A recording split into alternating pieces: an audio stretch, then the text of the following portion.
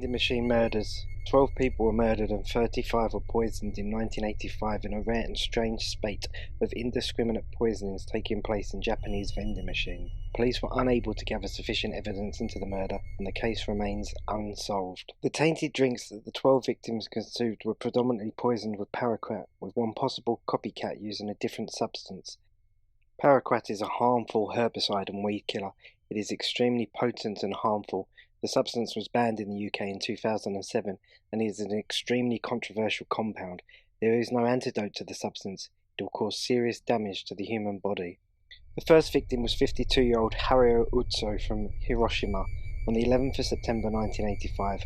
On the way to a fishing trip, Otsu bought 2 bottles of Oronamin C. He died the following day, getting sick after consuming 2 bottles of the drink. There were 35 poisonings after this one, and another 12 deaths. For some unknown reason, one of the main drinks targeted was Oronamin C. This is a marketed health drink, and before the 80s and the murders, Oronamin C had a screw cap top. The following day, 180 kilometers away from Otsu, a college student in Matsusaka bought a real gold drink from the machine. The young man died 2 days later. An additional bottle in the dispensing slot was found poisoned.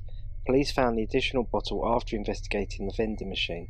One bottle was poisoned with the aforementioned Paraquat, and another, the one that killed the student, was spiked with Paraquat, a toxic herbicide. Whoever was doing the poisoning could have had access to the bottles in the factory and the dangerous herbicide, possibly a gardener of sorts or agricultural worker. 3 more victims lost their lives in September 1985 from the poisoned beverages.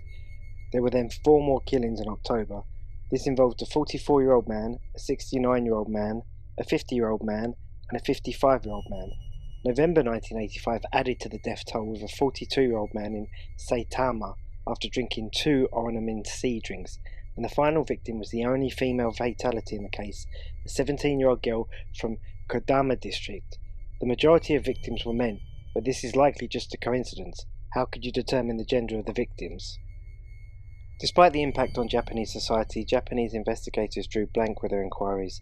They believe it could have been linked to the Monster with 21 Faces murders. This criminal gang placed cyanide-tainted candies across Japan to extort money from the manufacturers, but nobody died during this crime.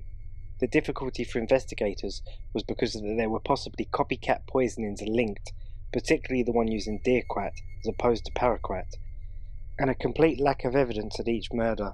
The fact is that the killings were indiscriminate, random, and extremely malicious. There was no link to each victim. The mileage between each crime scene was vast and covered various parts of a large nation, and the case promptly went cold, and is now barely in the Japanese public consciousness anymore. The poisoner had access to gardening and agricultural substances, but may have been a courier with an ability to travel and move around various parts of the country at will. Reading online is not a saturation of information, and the case draws many blanks and asks more questions than it answers.